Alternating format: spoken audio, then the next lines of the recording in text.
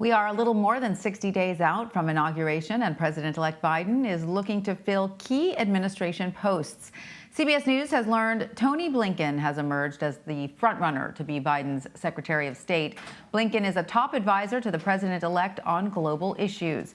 Meanwhile, CBS News has also learned the campaign is zeroing in on Avril Haines to be Mr. Biden's national security advisor. Haines is the head of foreign policy for the transition team. She was also the deputy national security advisor under the Obama administration. Let's bring in Democratic Congressman Andy Levin. He represents Michigan's 9th congressional district, an area just north of Detroit. Congressman, great to have you with us. Welcome. Your name is being floated for the position of Labor Secretary in the Biden administration. Several prominent labor unions, like the United Auto Workers, are publicly backing you for the role. So, first off, has the transition team approached you, and would you accept if they do? Well, Tanya, I'm here completely focused on getting ready to transition into the 117th Congress. It's really an honor just to be mentioned for it. And, you know, if they get in touch with me, it would be an incredible honor to consider it. But right now, I'm focused on getting ready for the next session of Congress. Okay, good answer.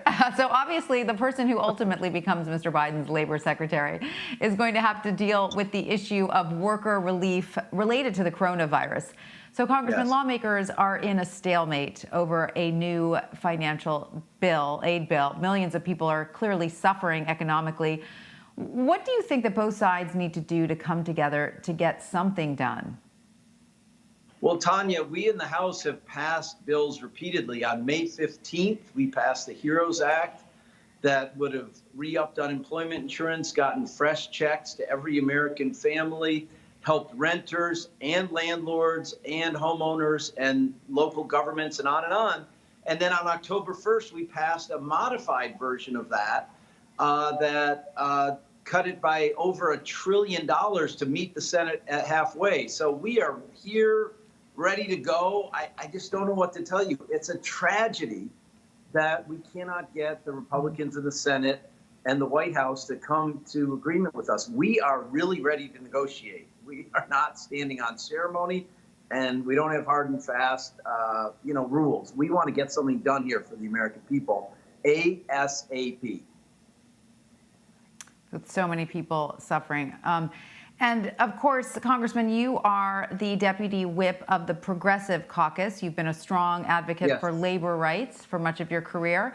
But President-elect Biden is seen as more of a centrist. At least that is how he painted himself on the campaign trail, even though he has come out, in support of labor for sure.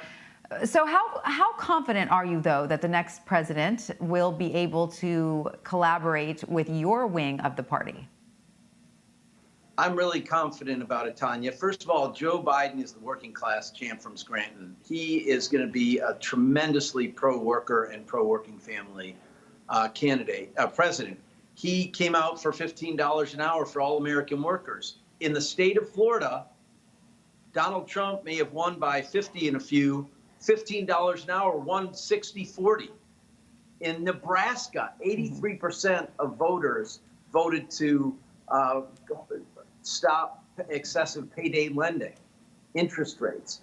So progressive policies are tremendously popular across the country.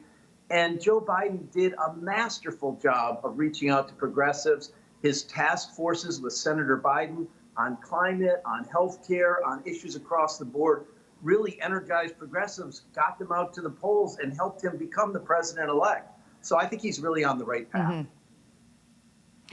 So it's interesting. You pointed to some, progressive policies that were popular even in states where progressive, lawmakers were not elected. And of course, you know that the House lost some seats for the Democrats. So do you see a disconnect then between the messaging that's going out about these policies so that people who actually support the policies might not be voting for the actual lawmakers who are backing them? Well, not really, because, Tanya, every person who ran for re-election who supported Medicare for All won re-election. And of 93 people who co-sponsored the Green New Deal, 92 were reelected. So that's not really the issue, I don't think. And in fact, Joe Biden is going to become our president in part because young people came out in unprecedented numbers to vote. And the evidence that we have so far suggests that climate change policy really drives their interest. So I think that President-elect Biden has a real tremendous chance to unify the party.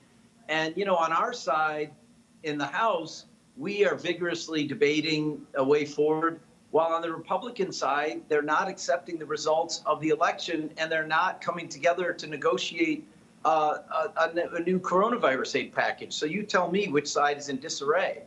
We're ready to go. Right. And right. But I wonder how satisfied are you that the top 4 Democratic leaders in the House were all renominated to their posts despite, down ballot lackluster results? Oh, I think that Nancy Pelosi has done such an incredible job she really was governing our country in the spring. You can't just look at this as partisan politics. Tanya, this is American history. She has been the #1 leader to get the aid that has gotten through to the American people. And Steny Hoyer and Jim Clyburn have played important roles. This is a time of transition. This may be their last terms in these positions, or one of them. So there will be a lot of room for new leadership to emerge. And we're having elections right now where incredibly diverse folks in the Congress that they have mentored are winning leadership positions. So our caucus is really diverse and youthful and, ready for action. You'll see a lot of change in the years ahead. But for now, we have a lot of confidence in our 3 top leaders to lead us through this 117th Congress, for sure. But in your sort of election postmortems, why do you think there were some down ballot losses in this election? Well, Tanya, this is an amazing thing, right? Joe Biden is going to win more than 80 million votes. He's going to have the biggest victory of any challenger of an incumbent president since at least FDR beat Hoover in 1932. And he's going to win 306 electoral college votes. And yet the clear loser had some coattails here, didn't he? So you have to say that Donald Trump got his people out to vote. And I think what's incumbent on us is not to have a middle of the road mishmash, but to look at what's happened to the industrial cities in this country. What's happened to those small towns that had a manufacturing plant that went away? And what has Washington really done for them in the last 40 years? We have to lift up the working people of this country with the freedom reform unions and bargain collectively, with $15 an hour minimum wage, with universal pre-K and child care. If we deliver actually on the progressive economic vision, I think that people will flock to the Democratic Party. I don't think most people are attracted to the racism and xenophobia of Donald Trump. I think they're just looking for a chance to bring the American dream back into sight for their family again. And Democrats have the actual policies that can make that happen. So we're not going to shy away from those policies. All right, Congressman, I want to pivot to getting your thoughts on the coronavirus. Officials in your state say Michigan ranks in the top 10 in both COVID deaths and cases. The state's average daily case rates are approaching those experienced during last spring's surge. You'll recall Governor Whitmer essentially shut the state down then. So, Congressman, do you believe another statewide lockdown, is necessary for Michigan and possibly the country? Well, I don't think lockdown is the right word, Tanya. I think that that President-elect Biden's coronavirus task force has the more apt image of a dial that you dial up and down depending on the conditions. It is a moment to dial down, Tanya. I am very concerned about the spread of COVID in Michigan and throughout this country. 2 days ago, Tanya, we had 1/3 of all the new cases in the world. The lack of a plan of this administration, the lack of a consistent message, the politicization of basic things like wearing masks and maintaining social distance, is causing tens of thousands of unnecessary deaths in our country. So yes, it's time to take it seriously. And oh, it's so painful to not be able to be with everybody in the normal way on Thanksgiving. But if we love each other, the first thing is to save each other's lives, to keep our elders safe. You know, my dad's 89, Tanya. My mother-in-law is 89. I've got 2 kids with Crohn's disease who are immunocompromised. They're young adults.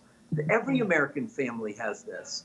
And we just need to stick together and take a public health approach and get through this. And so Thanksgiving and Christmas are going to be rough this year. And that's just the way it is. A tough holiday season ahead for sure. Well, Michigan Congressman Andy Levin, thank you so much for joining us. We appreciate your time. Thanks, Tanya. It's great to be with you. Take care of yourself, okay?